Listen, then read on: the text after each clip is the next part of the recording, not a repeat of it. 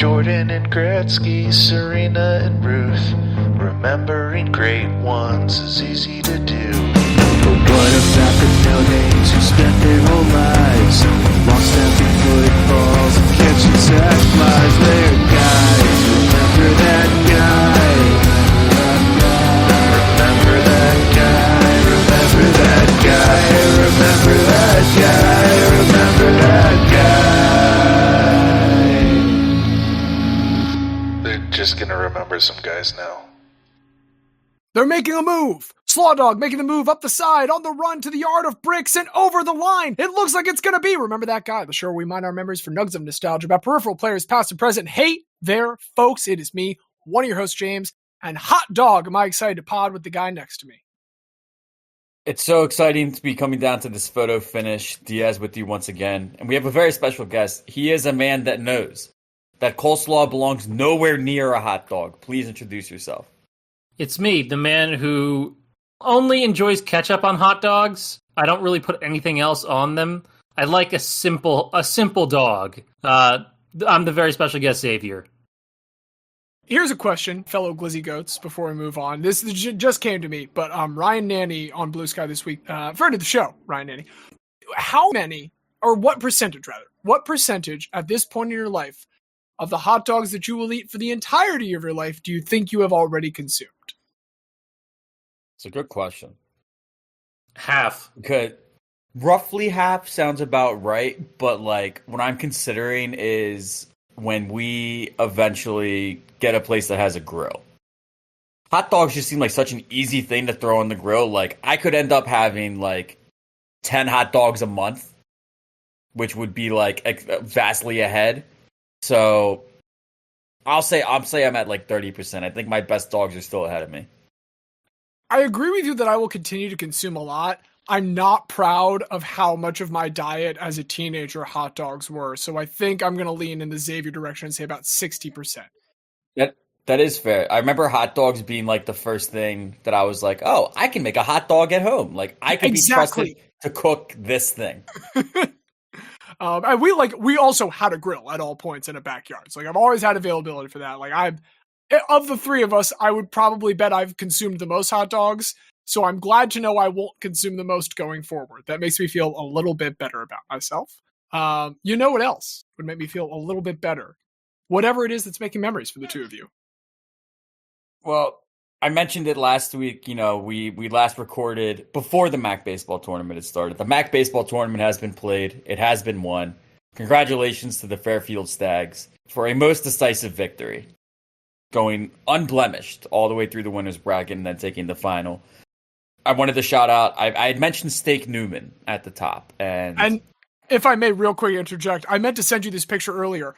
Biking home today, a fucking Sacred Heart University bus pulled up to me with the full logo, and I just yelled, "Steak!" There's no way he was in there, but it felt good to have that moment. Who knows, maybe the baseball team getting a jump on their summer trips, but it was not a trip to play more baseball because they were eliminated, as we mentioned. They did not win. Steak Newman was one of the best names. Just wanted to shout out a couple other of the names that just ended up sticking out throughout the week. We had Sean Meth. Man's last name is just Meth. Pretty rough scene. Interesting. For Maris. Maris ended up being the darling in my heart. They were the 7th seed out of 8. They had to win against 6 seed Mount St. Mary's on the very first day to even get into the double elimination format. And they stuck around for a while. They ended up going 3-2 on the week, eventually did bow out. But Luis Rodriguez was their leadoff guy and was just everything that I love to see in a baseball player. Did he have any power at all? No. Was he good for 2 bases as soon as he got on? Yes. He was always going to steal second.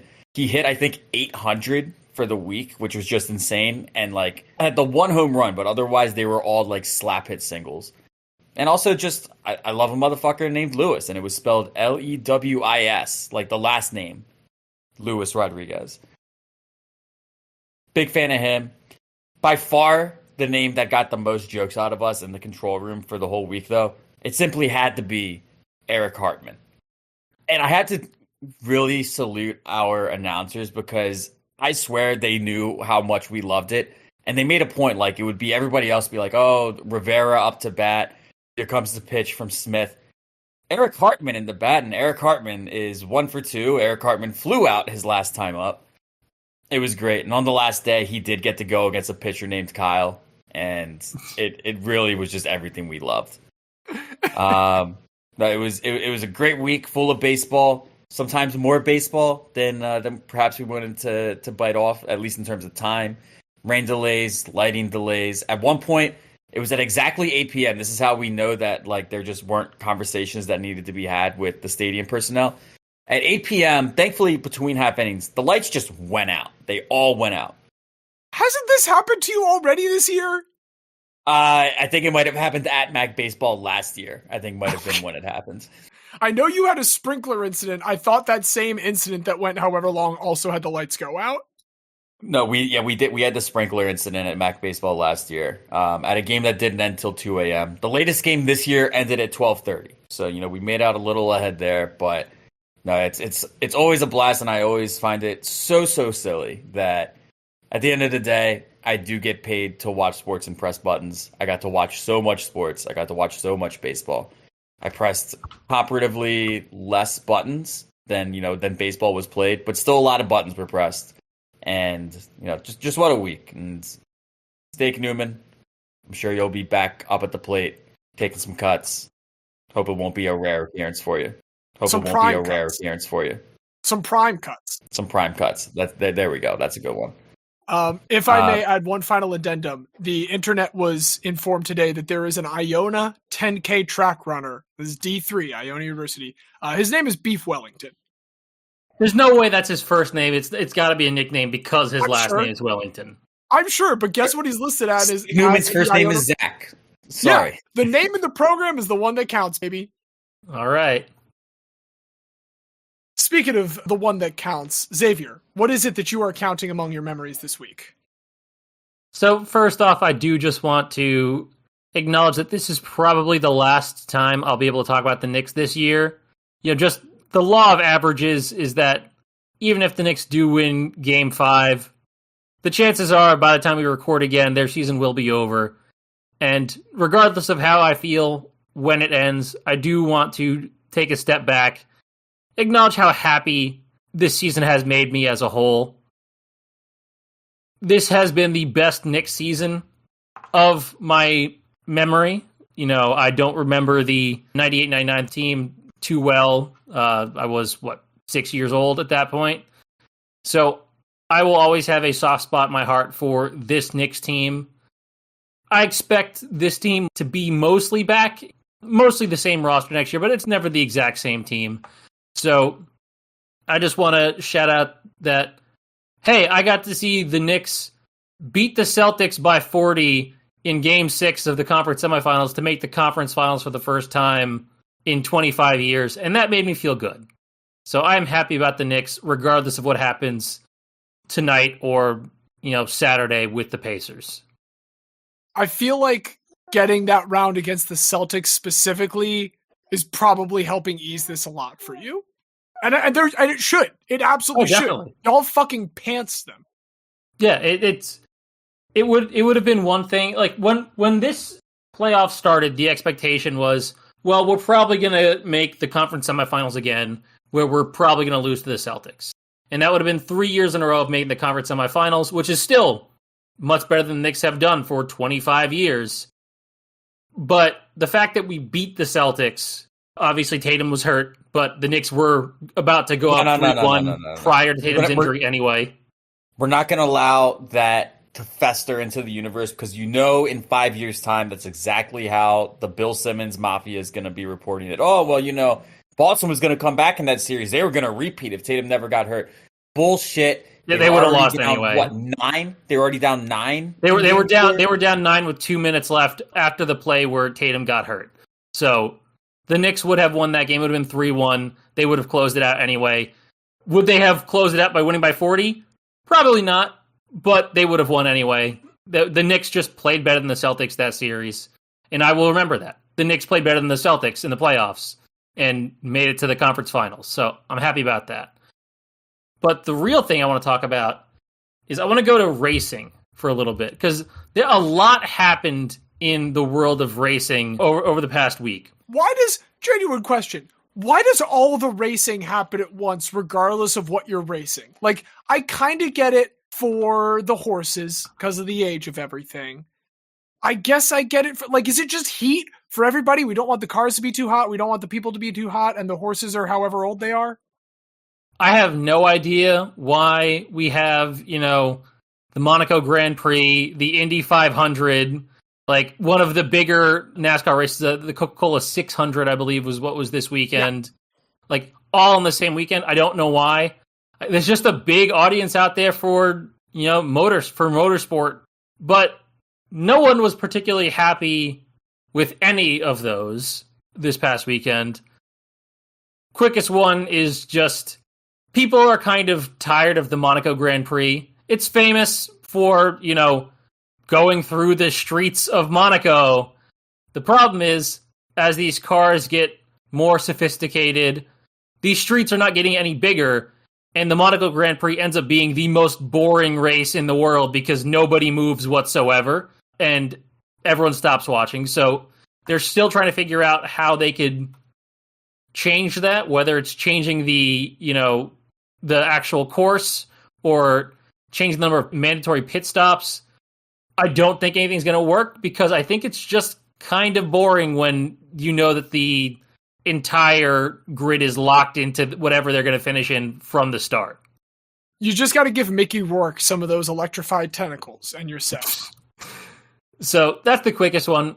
Next, we have NASCAR drama, where the CEO and co-owner of NASCAR as a whole, Jim France, apparently was this close to creating his own racing, not a team, but working with a team to fund his own car.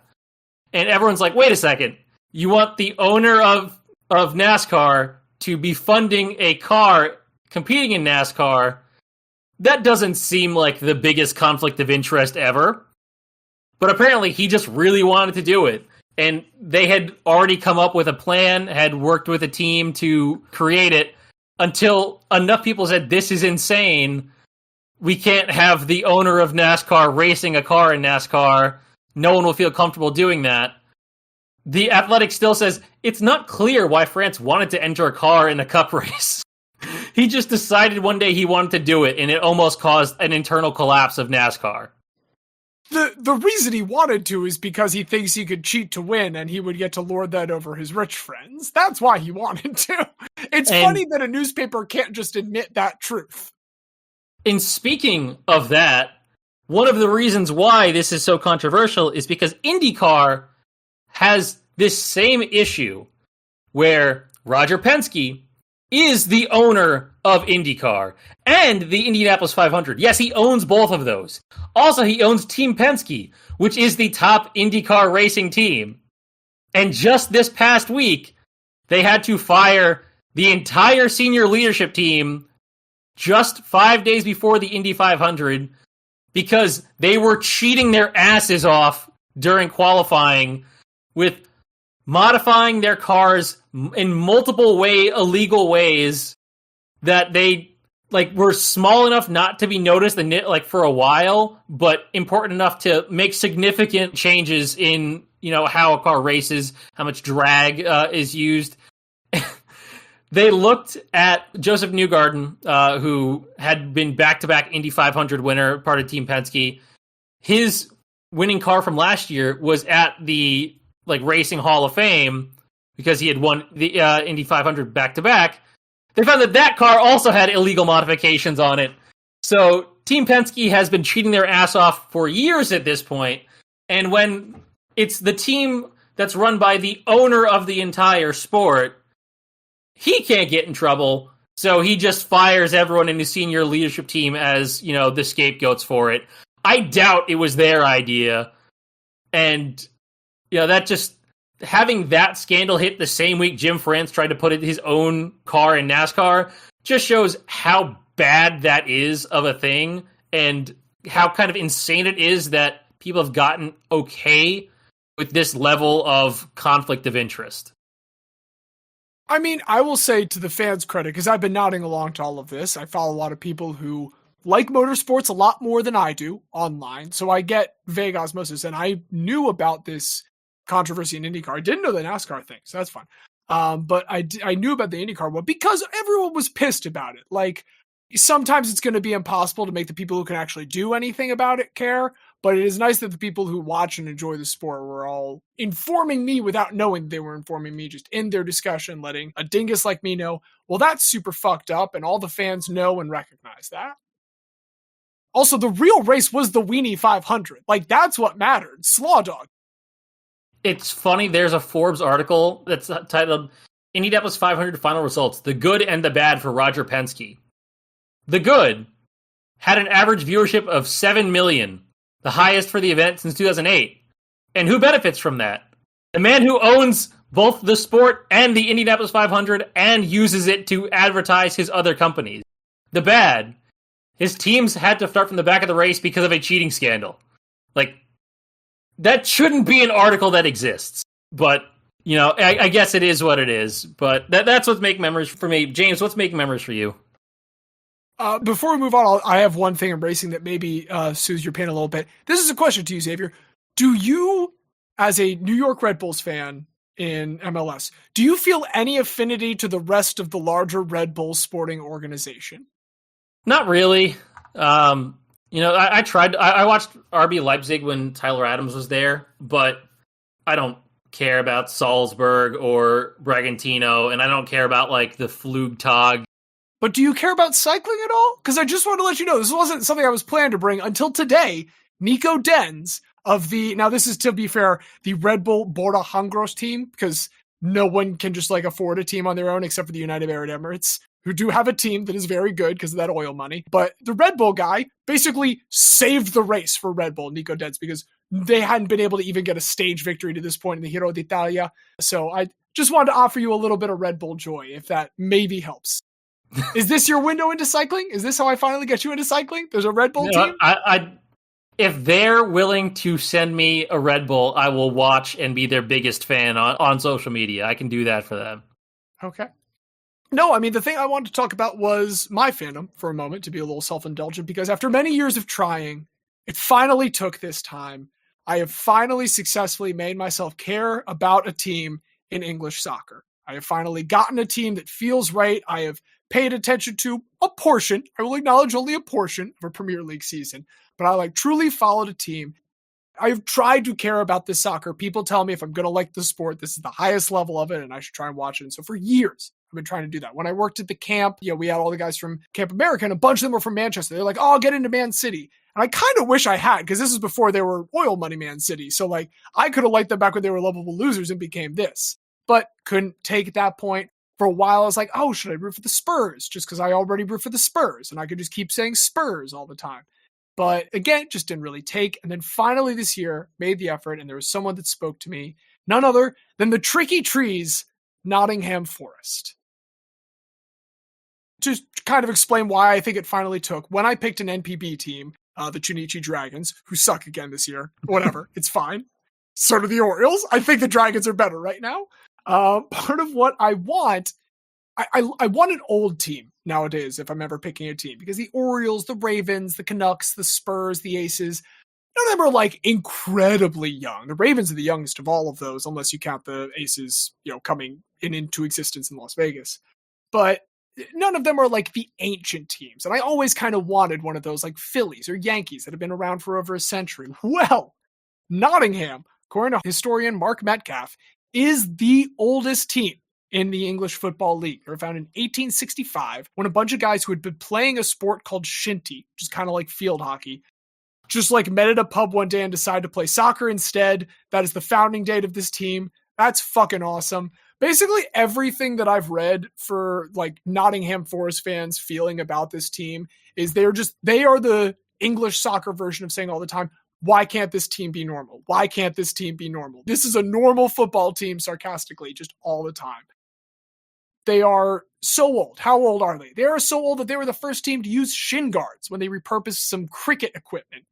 How old are they? They are so old that they are responsible for Arsenal's color scheme. Because when Arsenal was getting started, they lent them some jerseys and said, yeah, just keep them. And so Arsenal just adopted the exact same red as Nottingham Forest forever. So it's funny that Nottingham has two of those because Notts County, which is also extremely old, their kit is the reason why Juventus is the white and black stripes. Oh, okay. They borrowed them like 100 years ago from Notts County. Love that. And to be fair, Nottingham, they took their color scheme from the Garibaldi, a red Italian club. I've been on their Wikipedia page a lot, in case you can't tell. But no, I truly love Nottingham. Them being a surprise success this season is great. But I need to be honest, one other big thing. I don't know if I've ever mentioned on the show. Part of the reason I root for the Vancouver Canucks, there was a Vancouver level in Tony Hawk Underground, and I was super into that when I decided to get into hockey. I like there to be a stupid reason. And goddamn it, Nottingham Forest, that's where Robin Hood is, guys. It's just funny. It's just really funny to me, and that was a major factor. I'm not going to pretend like it wasn't. So, I come in the start of the new year. This is like a New Year's resolution, and coming here in the EPL, they were promoted back in 2022. They avoided dropping back down, and then they had this. They're having this renaissance, I should say, it's not over yet, under their owner who isn't Dirty Oil Money. Now, they were owned by Dirty Oil Money, but then they sold it to Evangelos Marinakis, who is Greek shipping money, which probably isn't like incredibly clean, but it's cleaner than the may Dirty Oil or may not be a mafia boss. We do not know. There has been no evidence either way. Just don't say anything to his face if you do not want to end up at the bottom of the Aegean Sea. Well, my favorite thing about that guy is that he just shows up in just a plain white t-shirt to every game. And it's one of those like $2,000 white t-shirts, but he does just roll up looking like a Greek guy who owns a diner.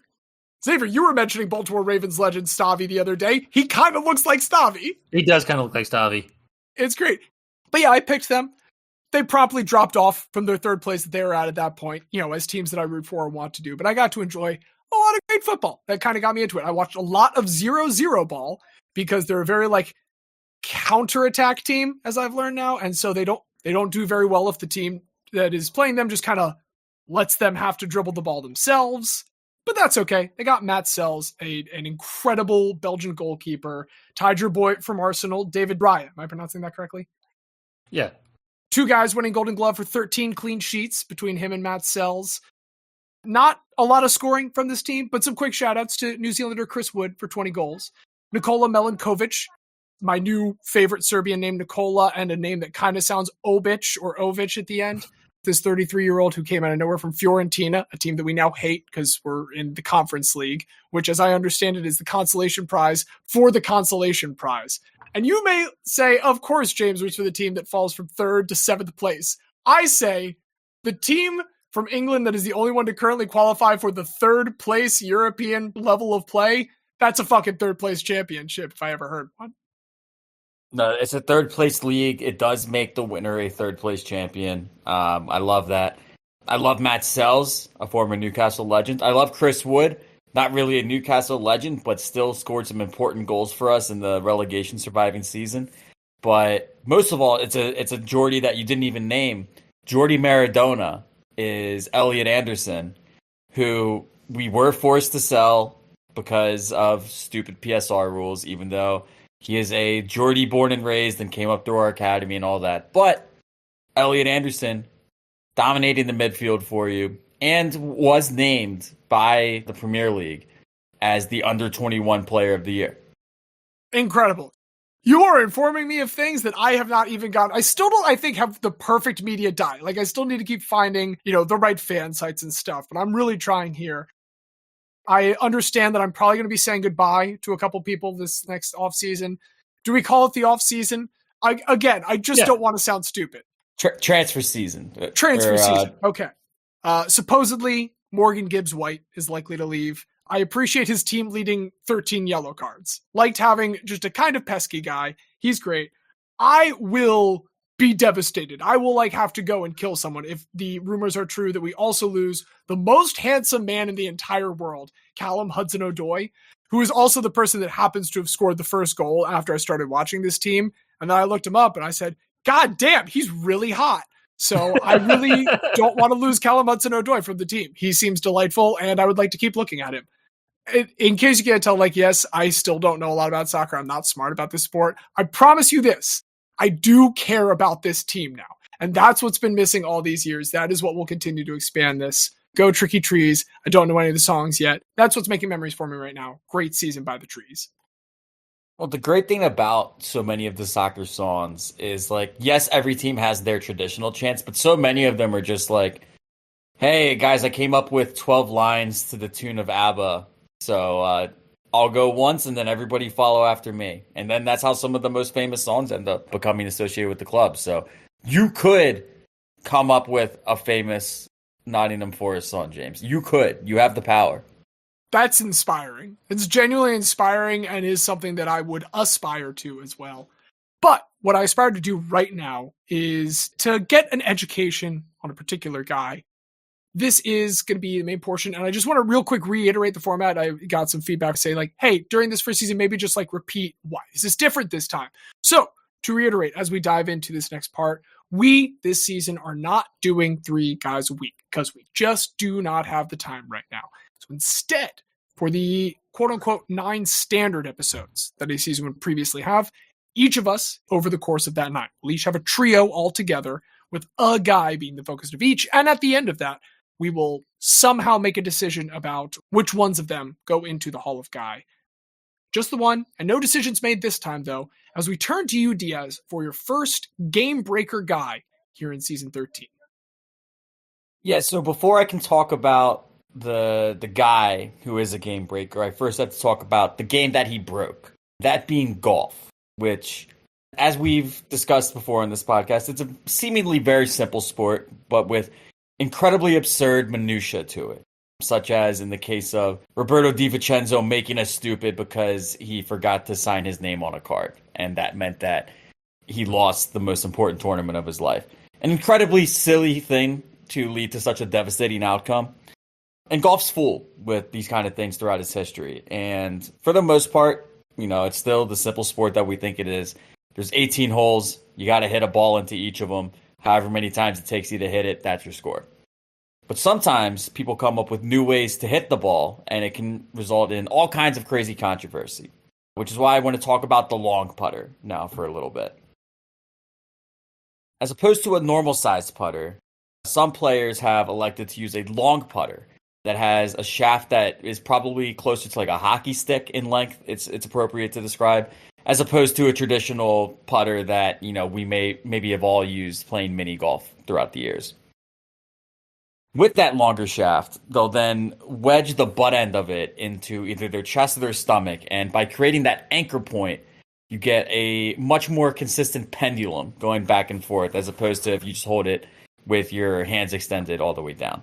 And yes, all this talk of shaft and butt is worth getting a little giggle in right now, if you haven't already.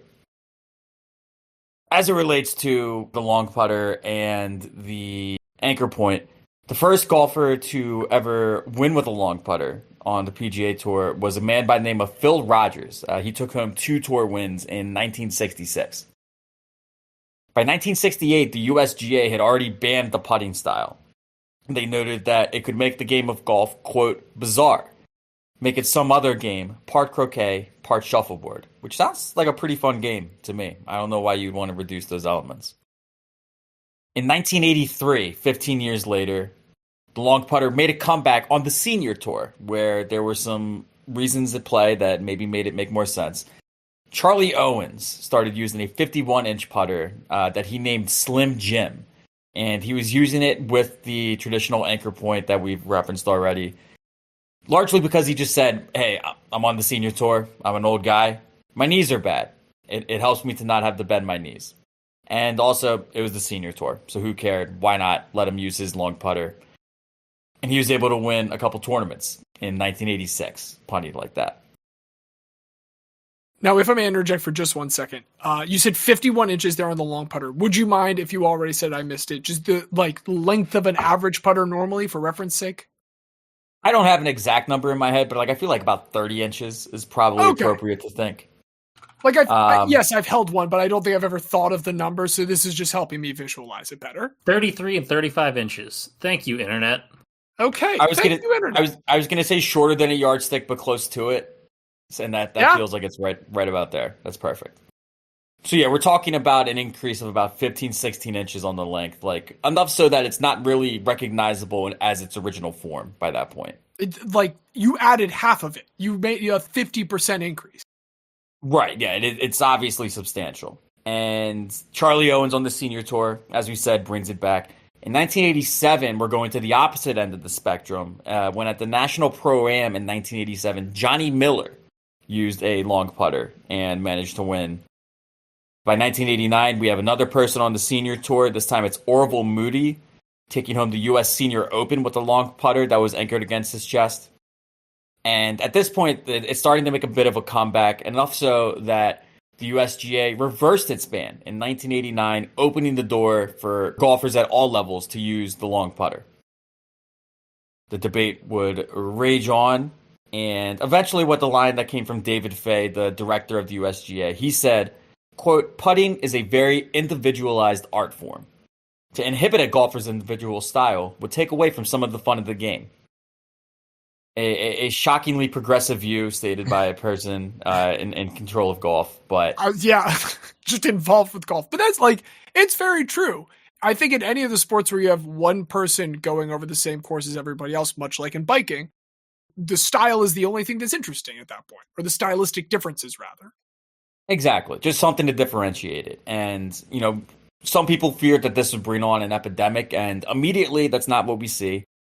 It's not until 1991 when Rocco Mediate became the first to win a PGA event with an anchored putter against the chest, the long putter. Remains largely in vogue until 2011 when Keegan Bradley became the first player to win a major championship using a long putter when he won the PGA Championship. And at first, concerns are still dismissed by leaders of the sport. They say, who cares? It's not really catching on. But a year and a half later, Adam Scott won the Masters with the long putter, and in so doing, he became the fourth in the last 6 majors played to win using a long putter. So we went from basically the entire history of golf with nobody winning using the long putter to all of a sudden 4 out of 6 were won. Winning majors, getting Emmys. Adam Scott doing it all right now.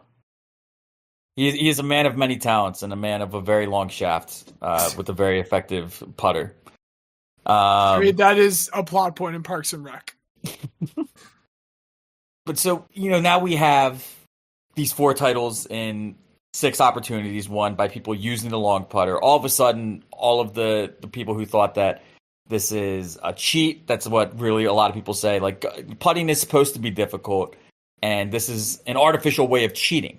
And so, shortly thereafter, the USGA reconvened, golf updated its rules to ban it. But, a very important caveat, they did not ban the long putter. There are still many golfers that use long putters to this day. The specific thing that they banned was not the long putter. It was the anchor point. You cannot use the butt end of the golf club to wedge it against your chest to create more stability to putt it.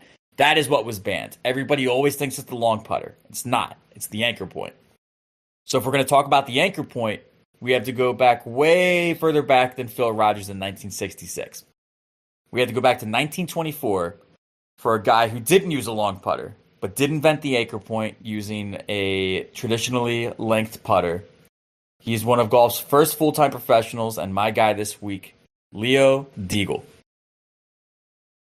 There was a point. Because to reiterate to our listeners, we are also informing one another of who we're talking about at this point, so we can all have a little bit of reference. The 2 of us won't go deep into it, but we'll have a surface level entry. And there was a split second halfway through. I was like, "Fuck! Did I look up the wrong guy after Diaz told us what he was doing?"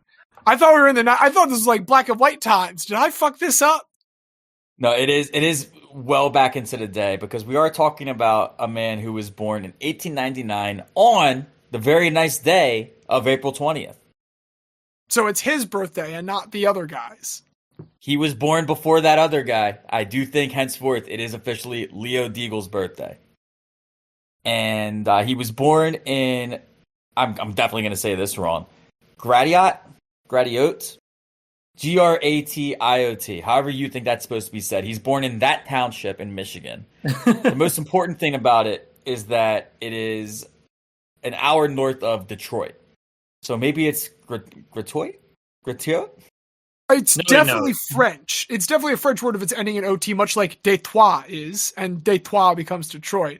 I'm going to guess that, like, the French people called it gratuit. Probably. And then who knows what those Ubers called it, but Yeah, now it's just gratiot, but originally. now it's just Gratiot. Well, actually, so Gratiot Township no longer exists. It was folded into other things. So Now it's nothing. definitely it's definitely it's like his dead language. Nobody knows how to say it, but that's where he was born. It's an hour north of Detroit. He was one of 9 kids in the Deagle family, and he took to golf at an early age. When he was just 10 years old, he joined the Country Club of Detroit as a caddy. By the time he was 13 in 1912, he became the caddy master of the Country Club. And that same year, he won the Detroit City Caddy Crown, which is essentially just a golf tournament played amongst the caddies of the various country clubs. He was the best of all the caddies. Good for him.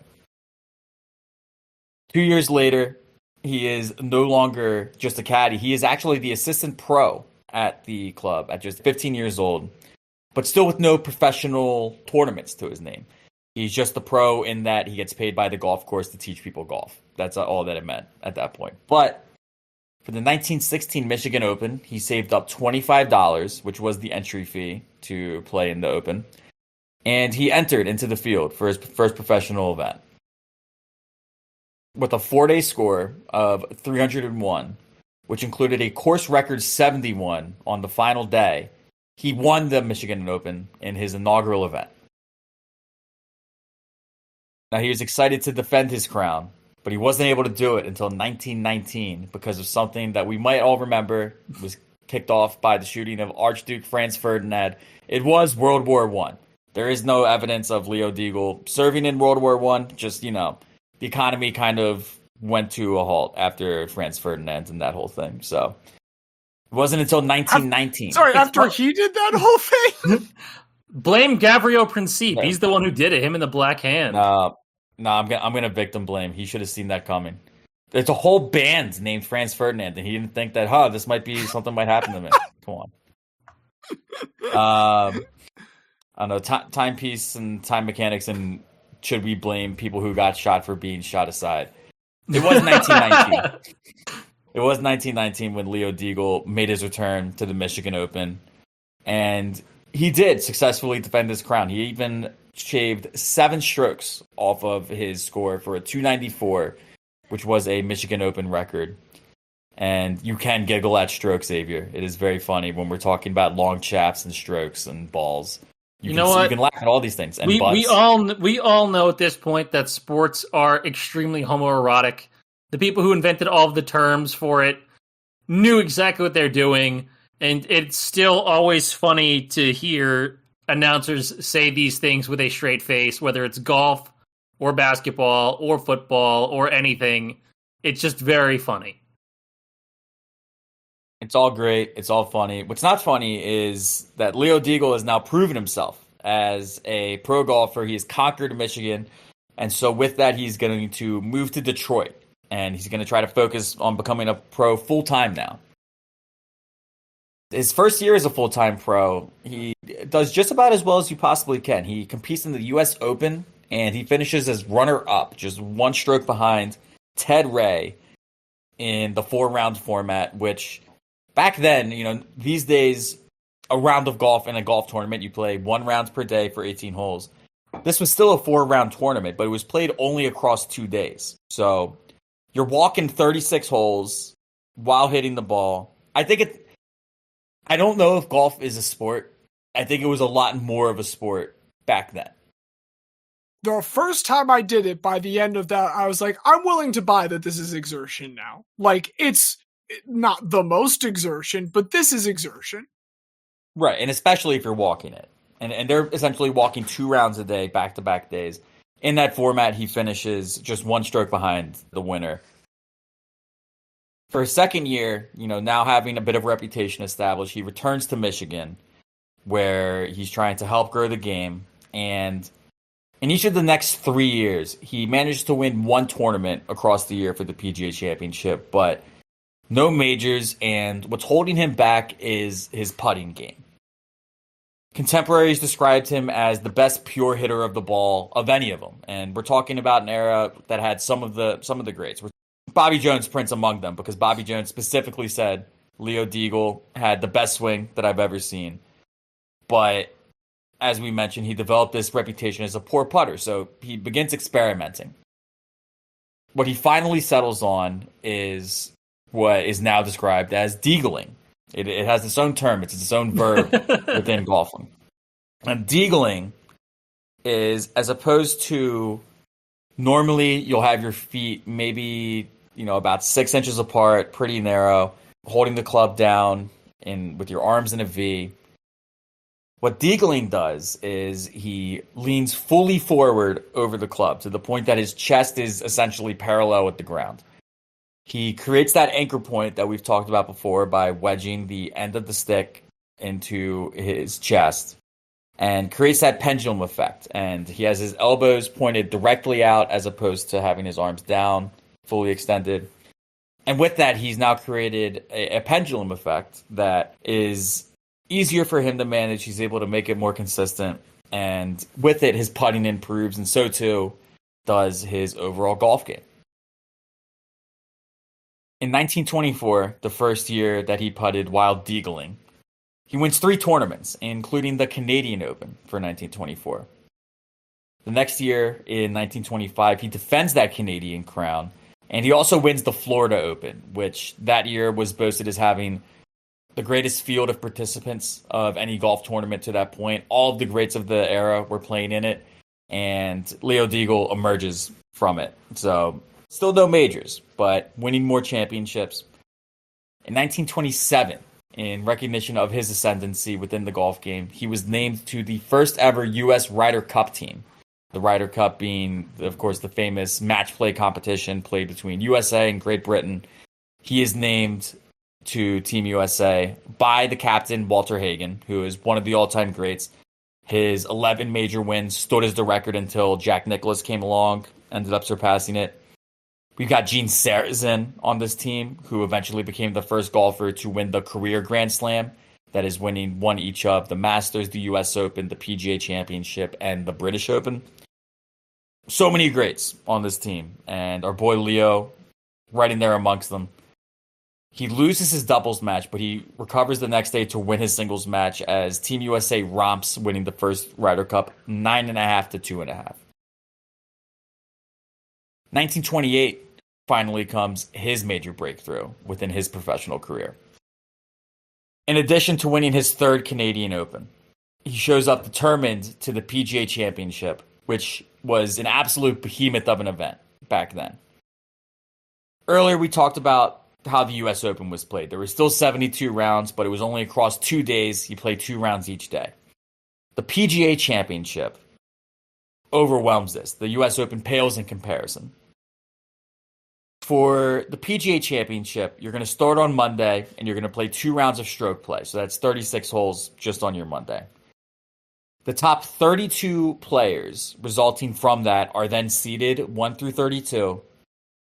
And on each of the next days, you play 2 rounds of match play, which aggregate against each other. So it's just mano a mano. Whether you win a hole by 5 strokes or 1 stroke, it doesn't matter. All that matters is that you win the hole. And across 36 holes, who won more holes? That's who determines who wins this head-to-head format. So you play 36 holes on Monday to do that. You play 36 holes in the first round to get to the second round. If you won your first round match, you go to the second round. You play 36 more holes. If you win that, now you're in the quarterfinals. You got to play 36 more holes. Now you're in the semifinals. You got to play 36 more holes.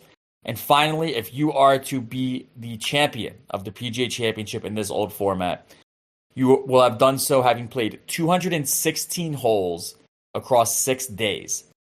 By comparison, to win a major today, you have to complete 72 holes across 4 days. So we're talking triple the amount of holes in just 50% more time. It's a lot of holes. It's a lot of holes. It's a lot of holes that need balls to fill them. And by God, Leo Deagle have the balls in 1928. Hey, folks, I'm sorry that 2 straight episodes have had so many balls jokes. They are inevitable. It's good. What else is good is that at the 1928 PGA Championship, which was played at the Baltimore Country Club, James, Leo Deagle gets into the field of 32 on the basis of his play on the first day in stroke play. He gets through to the quarterfinals where he faces off against Walter Hagen, he of the most major champions in the history of golf. He beats him 2-1, which means he was 2 strokes up with 1 to play, ergo mathematically impossible to lose. He gets Gene Sarazen, he of the first career Grand Slam in the semifinals. He beats Gene Sarazen 9-8, meaning he was 9 holes up with 8 to play. A relative blowout in terms of how these things go. And when he gets to the final, he's going against his Ryder Cup teammate Al Espinosa. Goes to a fairly comfortable 6-5 win to claim his first major championship, while Deagling putts on each and every one of those 216 holes that it took to win the championship. The next year, he is again named to the Ryder Cup team. The Ryder Cup is played biannually. He wins his match, takes care of business, again proving himself as a beast of this match play format, but USA as a whole lost 7-5 to Great Britain. But as it relates to just his tour for the year, he again wins the Canadian Open. It makes him a 4-time Canadian Open champion. To this day, his 4 Canadian Open wins still stand alone as the most in the history of the event. There's a whole bunch of great golfers at 3. Sam Snead is among them. Rory McIlroy has 2. Nobody's ever won 4, unless your name is Leo Deagle. He also goes back to the PGA Championship to defend his crown. Also worth mentioning, when he won it in 1928, each of the past 7 years, it had been won by either Gene Sarazen or Walter Hagen, these 2 all-time greats of the era. He's the one to break that streak, and he's the one who has to go in to try to defend it in 1929. He again has to beat both Sarazen and Hagen on his way to the final. He does it in reverse order this time, Sarazen in the quarters, Hagen in the semis. He again gets a Ryder Cup teammate in the final. This time it's Johnny Farrell. And Johnny Farrell is felled by Leo. And Leo is a back-to-back PGA champion. Next year, 1930, he fails to make it a three-peat at the PGA Championship. He did have a pretty good run at the British Open, though. He finished as the runner-up. He would go on to win 3 more tournaments throughout that year. He is again named to the U.S. Ryder Cup teams in 1931 and 1933. He's starting to tail off a little bit in terms of his tour wins. He's still winning 1 or 2 championships a year, but unable to find another major. And unfortunately, it is in 1934 when a bit of a roughhousing incident causes his golf career to fall off the rails. He was in Australia. Crikey! At a tournament in Australia. Just wrestling and roughhousing with fellow golf pro Harry Cooper. Harry Cooper won because he unfortunately caused nerve damage in Leo Deagle's shoulder. And it messed up his whole swing. It's a very absurd thing. I cannot imagine the headlines these days if it was like Rory McIlroy out for the rest of the year because he was wrestling Dustin Johnson and Dustin Johnson just kind of like got him in a shoulder lock. Very absurd thing to happen. Maybe not the most absurd thing to happen in his career, though, because 4 years later, in 1938, he is raring to make his return to professional golf. He is entered into the Cleveland Open, and the day before the tournament is set to start, he's just walking around Cleveland, gets hit by a car, gets hospitalized, isn't able to golf again, makes a full recovery from that. But at that point, he takes it as a sign, okay, maybe I'm not meant to be playing golf professionally anymore. But the game of golf is still very important to him. So he moves to Philadelphia, and he gets involved with the Philmont Country Club in Philadelphia, where he works in conjunction with the U.S. military. He's advocating for the efficacy of golf as a leisurely activity and also therapy for veterans who are returning from war, any wounded veterans. And he is hailed as the driving force behind the construction of a golf course that still stands today at the Valley Forge Military Hospital. It's just a 9-hole course, shorter lengths, a place for returning veterans to be able to play golf, have a leisurely outdoor activity while they're still in recovery. He designed the course. He is the driving force behind it. Unfortunately, Leo Deagle did not get to have any senior tour renaissance like some of the other people to use the anchor point putting. In 1951, he was diagnosed with cancer, and he unfortunately passed away from that. But his legacy within the game of golf has persisted on. And as we saw in the history of the anchor point and the long putter that we gave before, anytime that conversation comes up, you're going to hear deagling thrown about as a verb. Is it okay to deagle? What do we think about deagling? Michelle Wie once was struggling with her putter, and she resorted to deagling, which got her called out by the LPGA commissioner, which, I think was just kind of silly. I think it's very silly that people took such offense to this man who found his silly way of putting, but was very effective. And it's very much the airbud of it all. There's nothing in the rules that said that you couldn't do it. He did it. He did it before anybody. It was not even a controversy when he came up with it. Contemporaries noted that he was, of course, an eccentric putter, but they made no bones about it being unfair or, making a mockery of the game. And my whole approach with those kind of things is, if it's something that anybody could do, then why would you be upset about somebody doing it? Like, why don't you just do it? If it works, you do it. It's like the shift in baseball. And so, this is if you're wrapping, my immediate first question to this story of Mr. Deagle is, you've mentioned contemporary accounts, I guess going back to 66 again with the long putter. That's the earliest thing you've said of someone other than him using this. And this last point that you've just made about how there was no controversy when he did it. Is there just then this gap in between him and anyone else? And in that, roughly 30-year gap or so, people just decide it's not okay anymore? Or are there other people that continue to deagle after Deagle in that interim? He's the only one from that whole time. Basically, he comes up with it.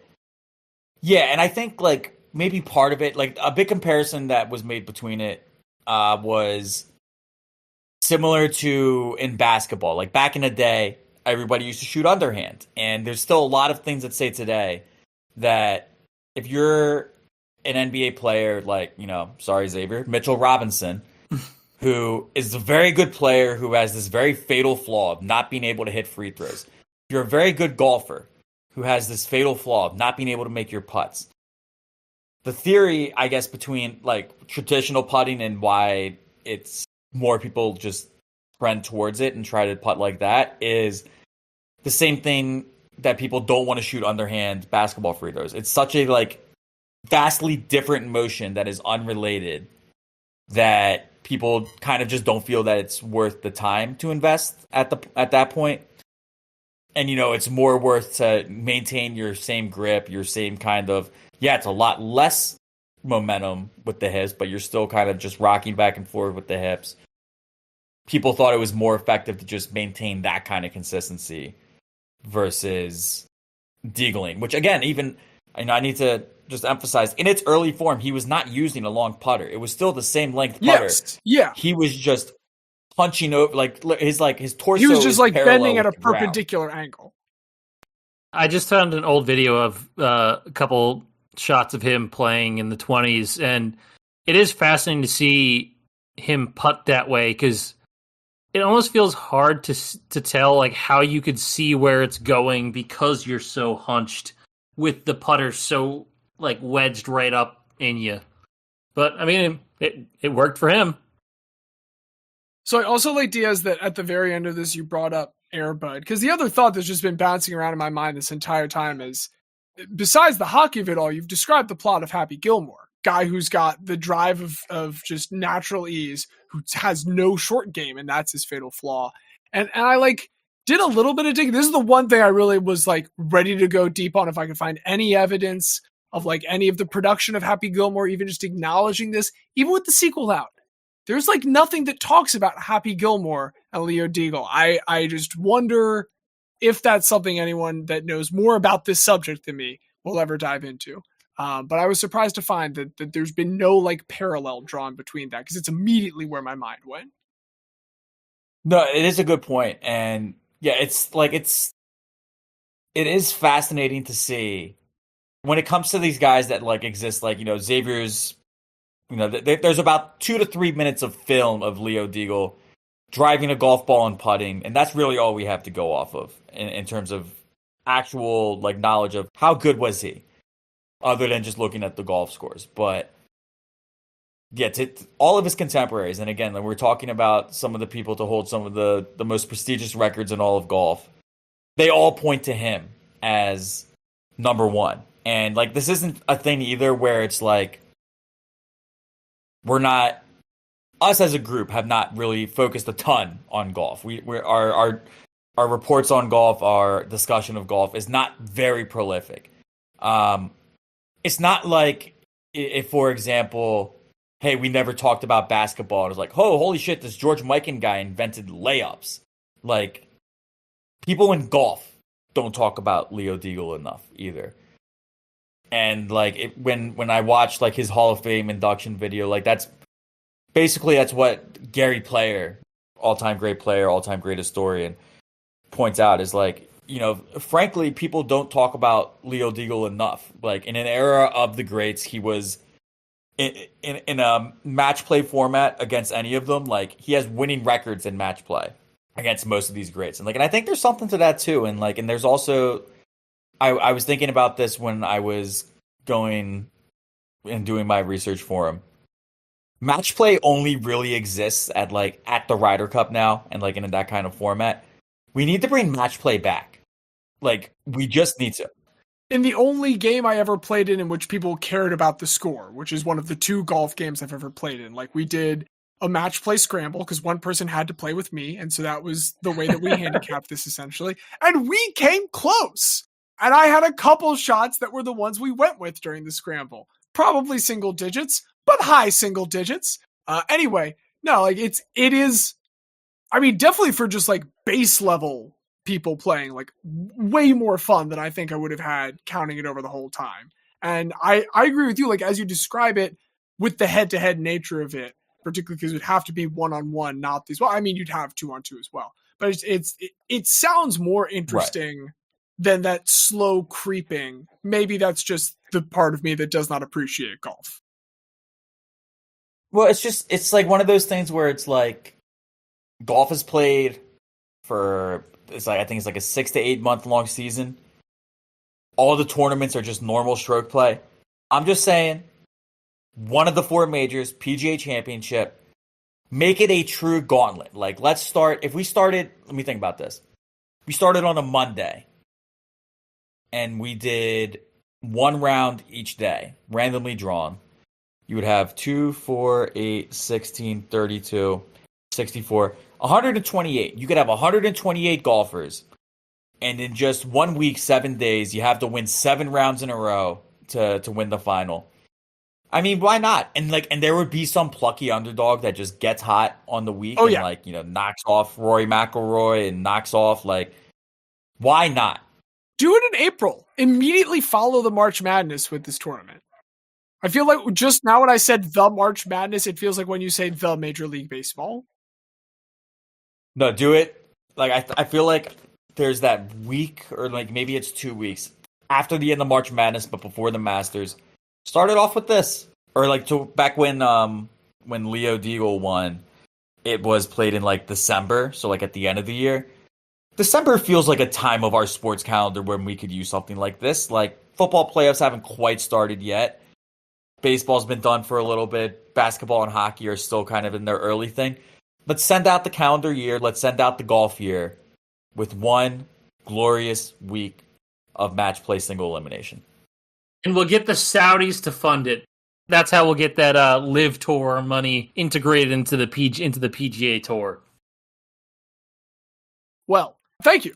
I knew nothing about Leo Deagle going into this. It was fun to learn a little bit about him leading up to this, and it was way more fun hearing you explain to me exactly why he was so cool. You do a much better job than Wikipedia. This was great. I enjoyed it. We hope that you guys have enjoyed it too. In order to make it, we needed to have the help of a couple people. So thank you to producer Craig and all the coders behind him for making it possible. And thank you to our musical director, Don Ham, for that lovely theme music. Thank you to the two guys that are here with me sharing this time. But most of all, thank you for sharing your time as well, dear listener. And hopefully you have enjoyed this and will join us again.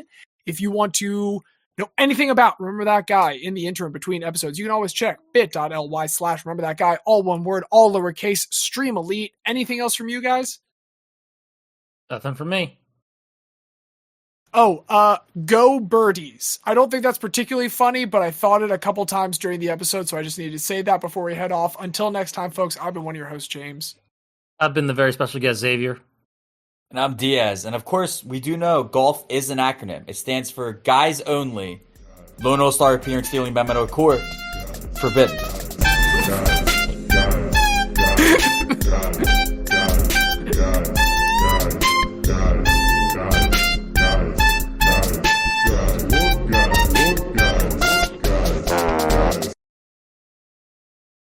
I would like a better than sub 500 record at home.